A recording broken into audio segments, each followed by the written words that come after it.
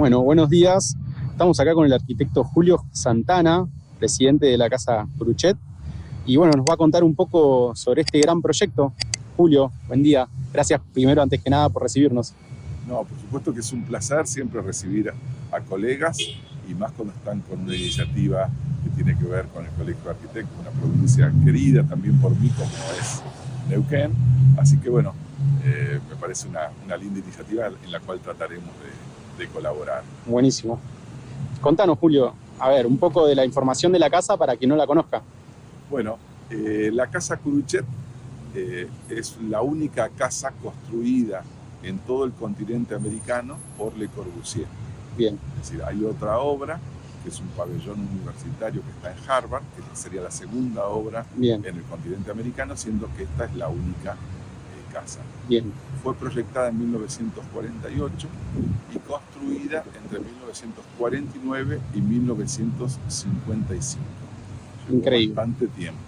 Esta obra, o sea, es del 50. O sea, así de moderna. De los finales de los 40. De los finales de los 40. Así moderna como la ven, que tranquilamente la podría hacer un arquitecto contemporáneo hoy en día, al final de los 40. Así es, eso es lo que dicen muchas de los colegas que nos vienen a visitar. Y a mí me parece que una cosa interesante a rescatar al principio es que cómo se hizo esta obra estando en momentos que las comunicaciones no eran las que son ahora, por Le Corbusier, que estaba viviendo en París y la proyectó desde París. Y en ese sentido Amancio Williams, el arquitecto argentino Amancio Williams, ha tenido un rol fundamental. Nosotros siempre decimos que de no haber sido por Amancio, esta obra hubiera quedado en los papeles como tantas otras obras de Le Corbusier. Entonces Curuchet recibe 16 planos hechos por Le Corbusier en su estudio, más unas fotos y una maqueta que también construyó en su estudio. Y sobre esos 16 planos, Amancio dibuja cientos de planos, entrando en todo detalle para que se pudiera materializar. O sea, coparticipador tranquilamente de la obra. Un personaje, un partícipe necesario, exactamente, como dicen en las cuestiones judiciales. Bien. Así que bueno, a partir del 49 él fue el director de la obra, después tuvo varios idas y vueltas, de hecho hubo 3 directores de obra sucesivos, Amancio fue el primero y el clave, digamos. Sí. Después vino Simón Ungar y finalmente terminó la obra Alberto Valdés en estos 6 años que les decía. Bien. Bien. Algo que me parece importante resaltar es que la Casa Curuchet es patrimonio de la humanidad. Bien. Es decir, está escrito en la lista de Patrimonio Mundial de la UNESCO, siendo parte de una serie de 17 obras de Le Corbusier que Bien. están distribuidas en 7 países del mundo, representando justamente esa universalidad de la obra de Le Corbusier y esa distribución en todo el territorio. Súper interesante que la tengamos acá en Argentina y bueno, en Buenos Aires para venir a visitarla, en La Plata específicamente. En La Plata. Es el único sitio patrimonio mundial de la provincia de Buenos Aires. Súper interesante. Así que es. Bueno, y con respecto a ver el proyecto, sí. Contanos, bueno, la orientación. El proyecto, como ustedes ven, sí. Está ubicado entre medianeras. Bien. Y las casas que ven a derecha y izquierda son preexistentes. Ahora, la de la izquierda no la ven mucho no. Porque el árbol la tapa. Pero es interesante rescatar y resaltar cómo Le Corbusier trabaja en el entorno que le toca trabajar y dialoga con ambas preexistencias. Bien. De la misma manera, si vas tomando también el entorno, sí. La casa está frente a una plaza, al mismo tiempo está frente al principal espacio público, al bosque de la ciudad de La Plata. Entonces también hay un diálogo muy importante que se da a través de 2 elementos principales, que son la planta libre, que es uno de los 5 puntos en los cuales después podemos desarrollar. Exactamente. Y si vas hacia arriba, verás que hay un árbol que está dentro del predio de la casa, que justamente sirve para articular el consultorio médico, que es lo que vemos aquí en el frente, de la casa propiamente dicha que está detrás del árbol. Bien. Entonces, ese árbol, como decía recién, sirve para articular internamente las funciones de la casa, pero también es un elemento que dialoga con la ciudad, en particular con el bosque de la ciudad. Es decir, nosotros decimos que de alguna manera es un árbol del bosque que ingresa dentro de la casa y al mismo tiempo es un árbol que la casa le ofrece a la ciudad. Súper interesante. Y fomenta ahí también el tema de la terraza verde. Exactamente. Bueno, que las vistas ya las vamos a ver ahí desde claro, adentro. Hablamos de los 5 puntos. Sí. Lo nombraba, nosotros lo nombramos siempre en un determinado orden, más allá de que no lo tengan. Entonces hablamos primero de la planta libre, que les decía recién, que hace que el ingreso sea una continuidad del espacio urbano. Para eso son necesarios los pilotis, que serían el segundo punto. Bien. Son estas columnas cilíndricas que permiten despegar la casa del nivel cero. Bien. Entonces, esos pilotis al mismo tiempo permiten liberar las fachadas, es decir, que las fachadas, las ventanas tengan cualquier tamaño y cualquier forma, que sería el tercer punto, la Bien. fachada libre. El cuarto sería la ventana corrida, como verán, acá el consultorio que lo podemos ahí en ese primer piso, y una ventana que va de punta a punta, que es de alguna manera, podríamos decir, la ventana favorita de Le Corbusier, esa ventana horizontal. Y finalmente, el quinto punto sería la terraza jardín, que la ven aparecer atrás de los Brise Soleil y que genera dentro de esa terraza una combinación entre 3 elementos muy importantes.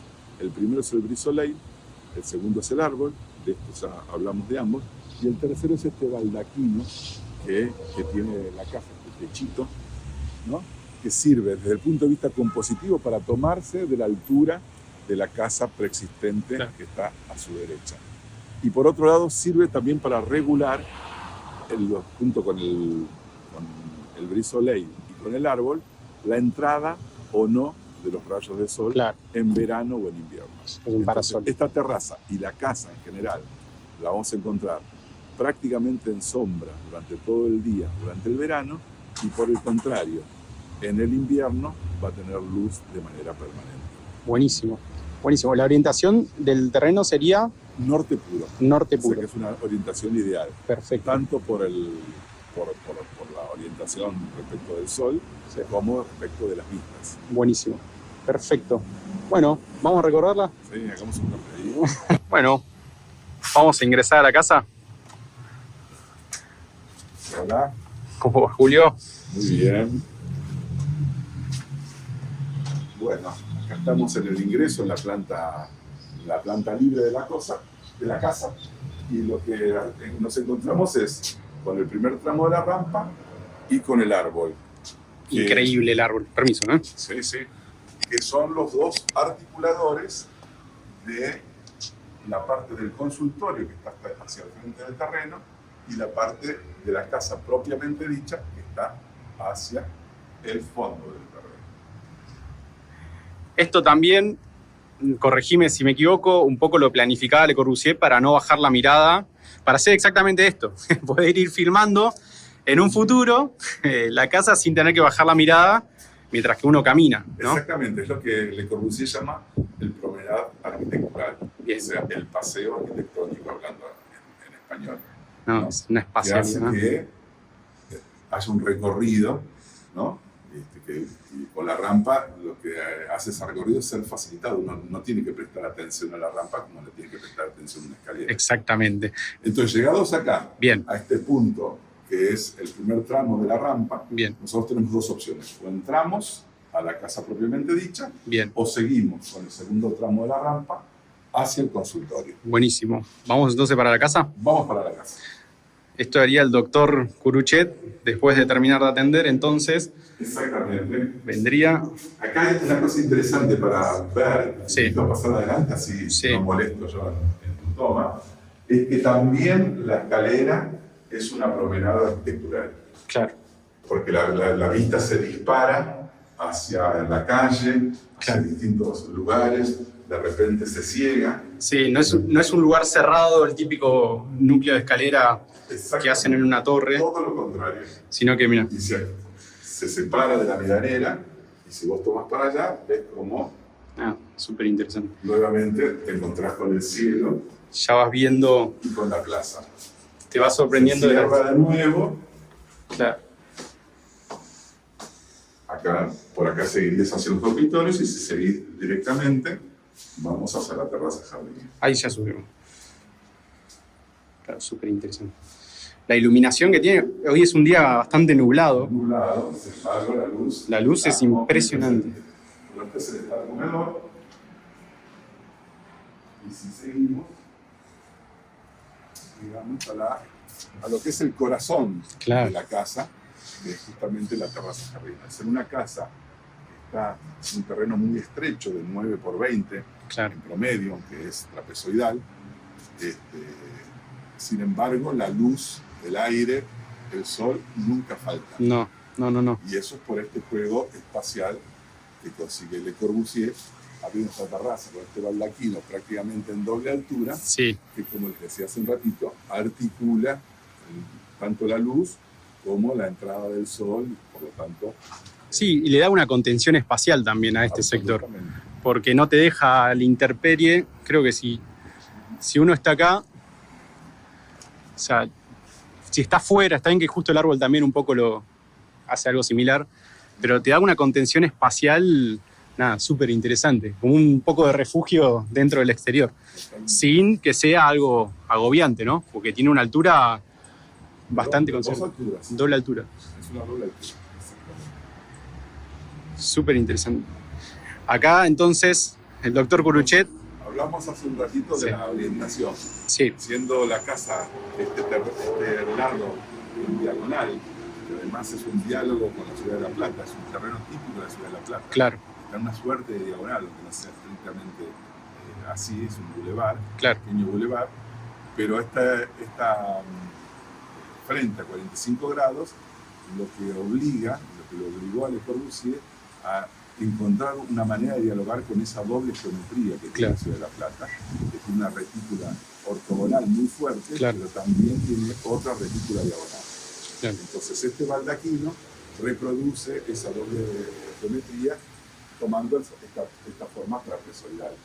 No, está increíble. A ver si lo puedo Tal vez tomar sea allá. complejo de explicarlo sin planos, Sí. pero bueno, No, pero la diagonal está. sí, es muy hermoso como Le Corbusier, de quien se dice en muchas oportunidades que no le importaba el contexto, cómo le saca el jugo y le saca partido a este contexto tan particular, que es una ciudad fundada en el siglo XIX, Claro. ¿no? Siguiendo las reglas del higienismo, Sí. y a esa doble geometría. Súper interesante. Y acá vemos la vista, que es lo que hablábamos del parque que hay enfrente. Súper interesante. Y esto que yo lo veía recién cuando la estaba recorriendo, como también el gesto de, acá lo van a ver, enmarcar, encuadrar Encuadrar el paisaje. el paisaje, ¿no?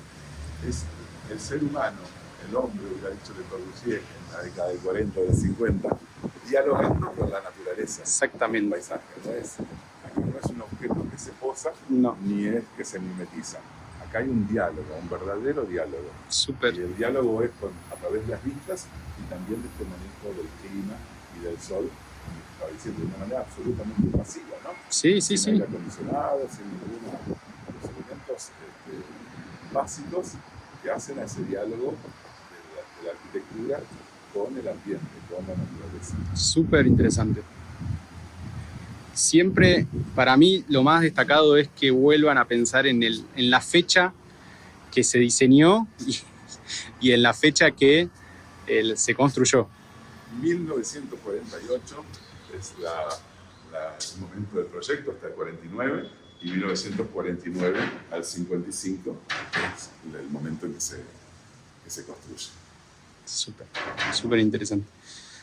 Y entonces, acá estaríamos en la sala de estar. El comedor, y si querés podemos ir a los dormitorios. Bueno, vamos. Volveríamos a la escalera. exactamente, retomamos hacia el fondo del terreno. La que vemos ahí al fondo es la medianera. La medianera con el vecino, de este lado. Del fondo. Estos gestos son... Y también cómo... Estos gestos son... Cómo se les pega. Súper interesante. Siguiendo esta idea de paseo arquitectónico. Claro. Veremos que siguiendo estos 5 puntos y no teniendo los tabiques divisorios de la casa ninguna función estructural, pueden tomar cualquier forma. Acá tenemos los baños, claro, que toman esta forma curva, que no tienen nada que ver con lo que pasaba en la planta abajo, porque son estrictamente tabiques. La estructura descarga completamente a través de los pilotis. Claro. Entonces te da esta libertad de súper interesante trabajar el espacio del modo que más... El encuentro entre estas dos curvas es espectacular, porque es muy fluido. Este es el dormitorio de las hijas del matrimonio Puruchet. De vuelta a la vista al árbol. Siempre el árbol filtrando los ruidos y el sol del exterior, particularmente en verano.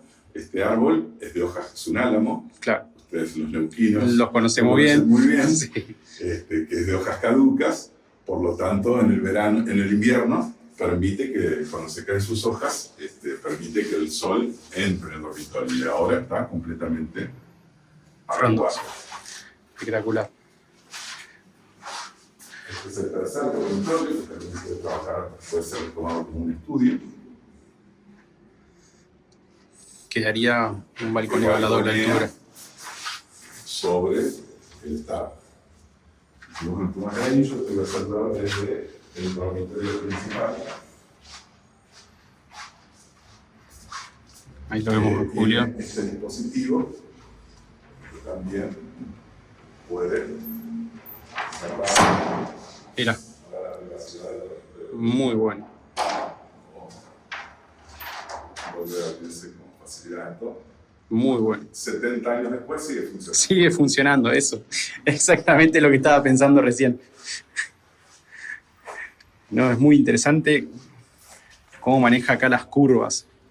Sobre todo las puertas, esos detalles. Y había visto antes, quería marcarlo, cómo también juega con el tema del mobiliario y la curva. Que acá se puede ver. Fíjate esta puerta, ¿estás ahí? Claro. Cierra así, y abre y se esconde detrás de la mocheta. No, súper interesante eso. Y el baño... Todas las puertas son pivotantes, ¿no? Claro, eso es lo que te iba a decir, y vi la del ingreso de la casa, que el pivot lo corre, muy parecido a lo de Amancio, por eso te preguntaba si no tiene también una impronta ahí de él. Sí, hay improntas de Amancio en varios sectores de la casa, pero hay un diálogo también. Sí. Ellos se conocían previamente, entonces eso, no sabemos cuáles son las cosas que Amancio tomó de Le Corbusier y las desarrolló, y luego las reprodujo. Sí, hay algunas que son como muy reconocidas porque son textuales, tomadas de la casa sobre el arroyo. Claro. Por ejemplo, este piso, ¿no? Sí. De adoquines de algarrobo, es el mismo de la casa sobre el arroyo. Y si vos girás y tomás el radiador de seguridad que está ahí en el piso, es el mismo que tiene la casa sobre el arroyo.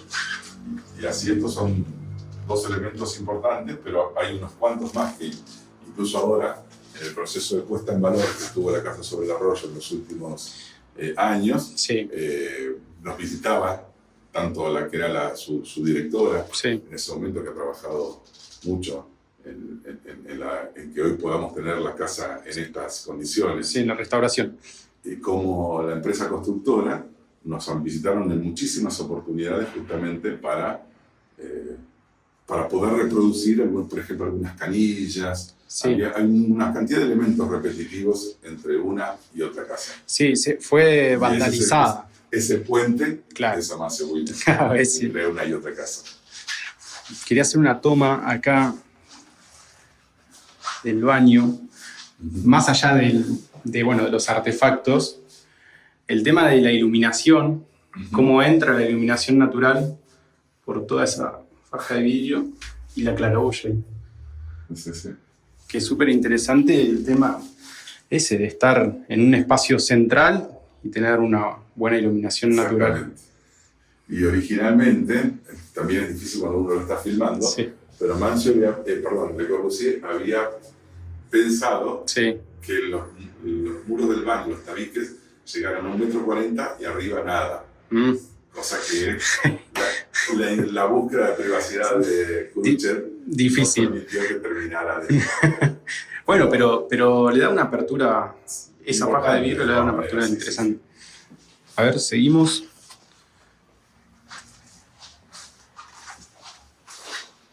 Este es decir, bueno, ahí se ve ya la parte de la medianera. No sé si llega a ver, pero ahí llegaba, ya terminaba. Ahí se termina la casa. Lo que vemos, el edificio que vemos atrás es el Colegio de Arquitectos de la provincia de Buenos Aires, que es la institución que administra la casa desde el año 1990.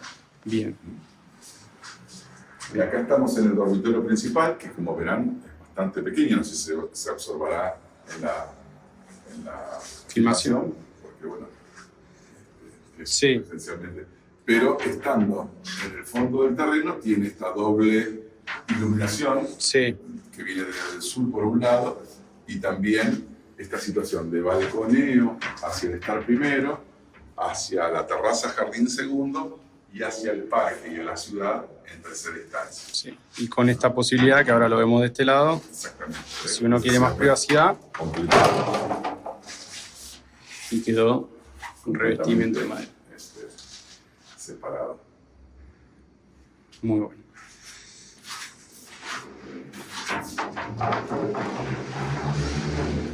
Buenísimo. Bueno, seguimos entonces. Esta claraboya también es súper interesante. Ah, sí. Ah, claro, por este baño no entramos. Es el baño municipal, digamos. Vamos a hacer así.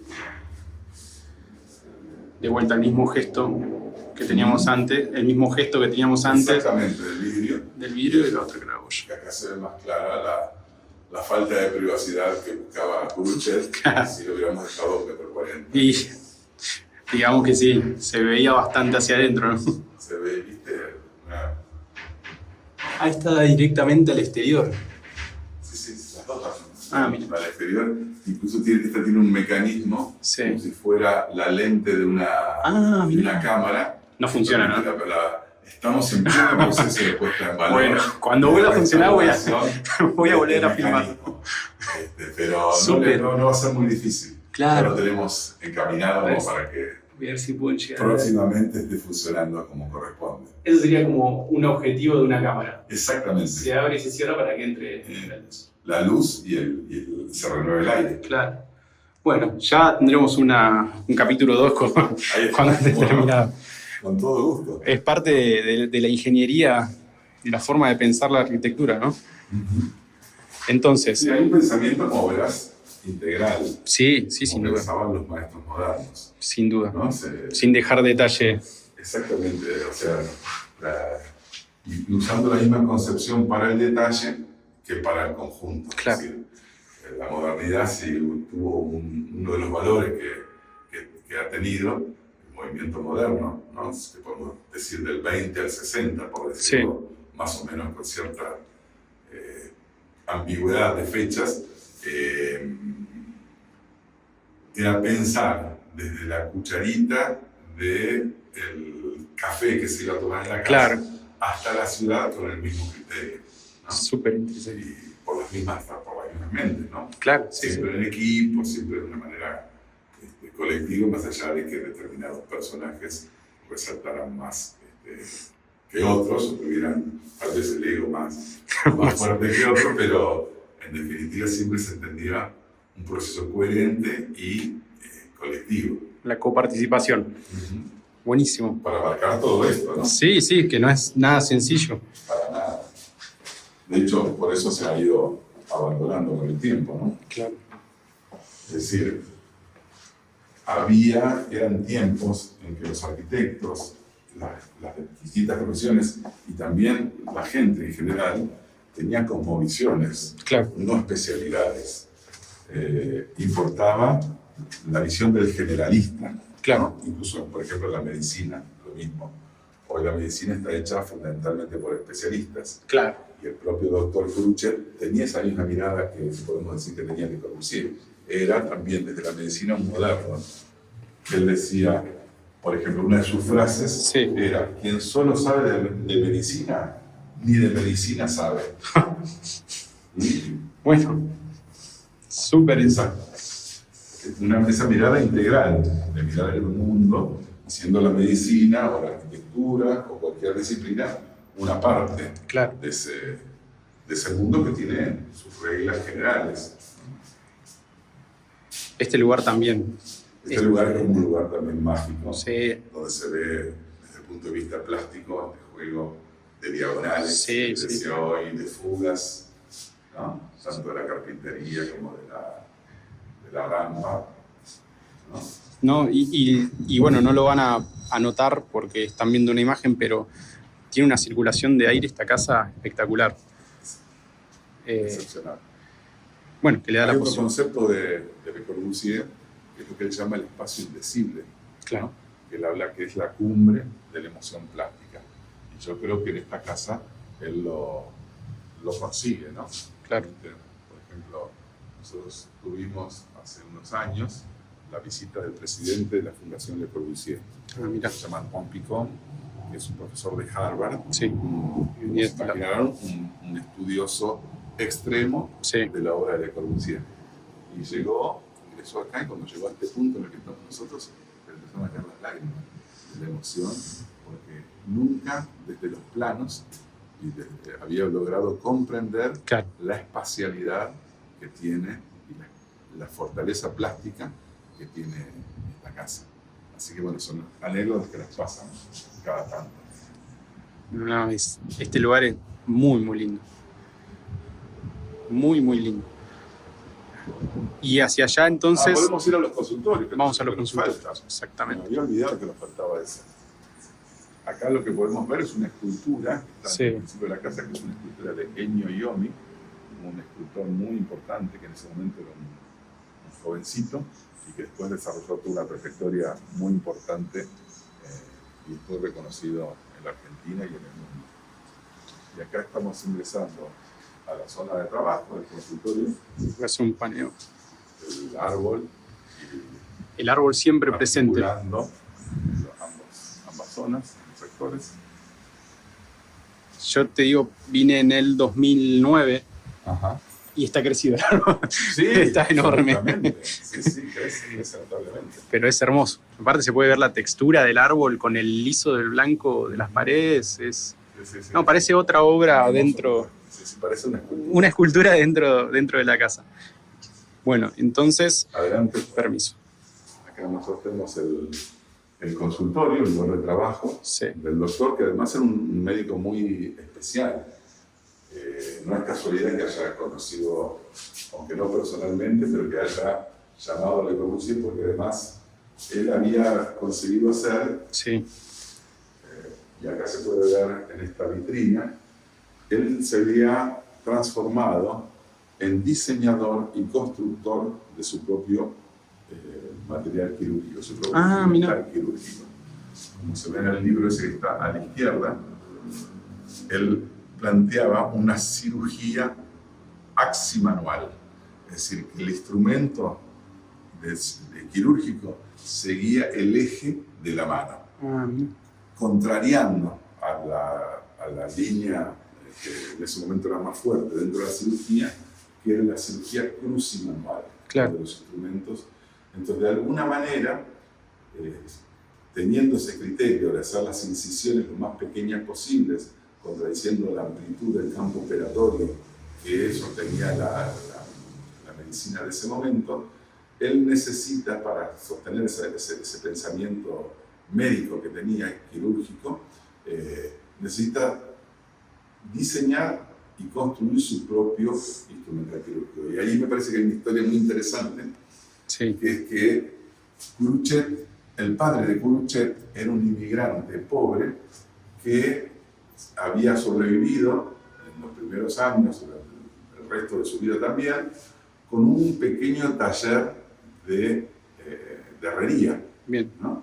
De herrería metálica. Entonces, es muy interesante que su hijo, Kuruchev, Pedro Kuruchev, logra a través del estudio tener una posición mucho mejor que la que había tenido su padre, que había venido como inmigrante pobrísimo, como tantos inmigrantes pobres del fin del siglo XIX y principio del siglo XX, y en algún momento de su vida logra sintetizar el conocimiento que le había dado la universidad por un lado, el conocimiento que le había dado la práctica en el taller de herrería de su padre por el otro. Y esto lo hace un verdadero creador científico que crea una línea de trabajo en la cirugía que hoy se puede reconocer, por ejemplo, en la cirugía laparoscópica. Claro. ¿No? Que es la que se utiliza actualmente siguiendo esos preceptos que él pensaba hace casi 100 años, 90 o 80 años. ¿No? El tiempo. Entonces, además de esta cuestión de vanguardista que también tuvo el doctor Kuruchev, sumergirse en el mundo del diseño fue lo que hizo saber que en algún lugar del mundo existía un personaje como Le Corbusier y a la postre cargarlo en la casa y que Le Corbusier lo aceptara. Así que es una linda parábola de idas y vueltas entre lo que es Europa y lo que es América, ¿no? Como el inmigrante español, vasco en este caso, viene a la Argentina para encontrar una vida mejor, cómo lo va encontrando de a poco, cómo la educación pública le permite a su hijo progresar aún más y desde ese lugar poder llamar, ¿no? Sí. Al arquitecto más importante del mundo en ese momento para que le proyecte su propia casa. Es una parábola, me parece muy impresionante, muy interesante. Increíble. Hay una cantidad de factores que se tienen que dar para que podamos estar hoy en día caminando acá, que bueno, que es increíble. Es espectacular. Si querés acercarte un poquito para acá, la vista que tiene encima. Cosas. Por un lado, presentártelo físicamente al doctor Kuruchev, que está ahí orgulloso frente de su casa. Y parece así. Y si querés, para terminar, algo que me preguntabas hace un ratito, que es el día que plantaron el árbol. Mirá. Si observas con detalle, a la izquierda se ve hasta la pala inclinada. Sí. Ahí se puede ver. ¿Sí? Así que bueno. Miren la altura que tenía. O sea, recién estábamos por acá. Sí, supongamos 2 metros. ¿Cómo debe haber cambiado la luz también en ese momento, de ese momento ahora, de la casa? Absolutamente, sí, claro. Sí, porque este verde es clave. Sí. Y acá veíamos que, bueno, la fachada del vecino sigue estando igual y cómo se agarra a esa línea. Es un Chevrolet 47 o 51, según me dijeron los que saben. Ahora ya me olvidé si es 47 o 51. Bueno, acá está hoy en día el árbol. El árbol, exactamente. Súper interesante. Y acá pueden ver algunos detalles de la casa amueblada, ese separador que no existe más entre lo que es el comedor y el estar. Claro.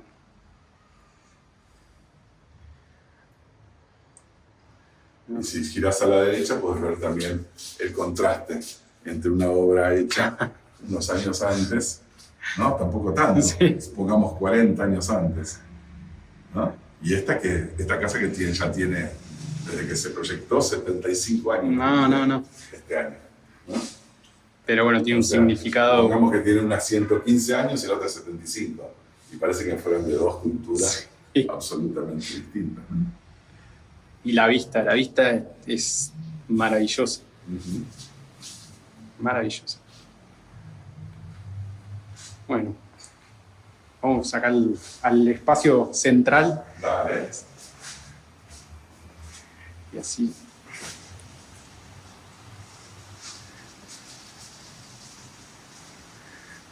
Bueno. Está corriendo un poquito de viento, es glorioso. Sí, es espectacular. Muy valioso. Hacia abajo, ¿qué era? ¿Una zona de servicio antes? La zona de servicio sigue estando, pero ahora como están haciendo unos trabajos, me parece que está bien, no hay problema. Pero sí, acá tenemos escalera caracol que nos llevaría a ese sector. Bueno, Julio, muchísimas gracias por el recorrido, por toda esta información que nos brindaste. La verdad es que esta casa es icónica, yo ya la conocía y cada vez que tengo la posibilidad de poder venir, nada, me llevo un detalle, una experiencia, una vivencia nueva, así que súper agradecido que, bueno, que nos nutras con toda esta información que vos sabés y bueno, que nos hayas dado este recorrido espectacular. Casi como tener al mismo Le Corbusier acá. Eso es una exageración de tu parte que sos libre de decirla, pero lo mismo que te sucede a vos respecto de descubrir cosas nos pasa a nosotros.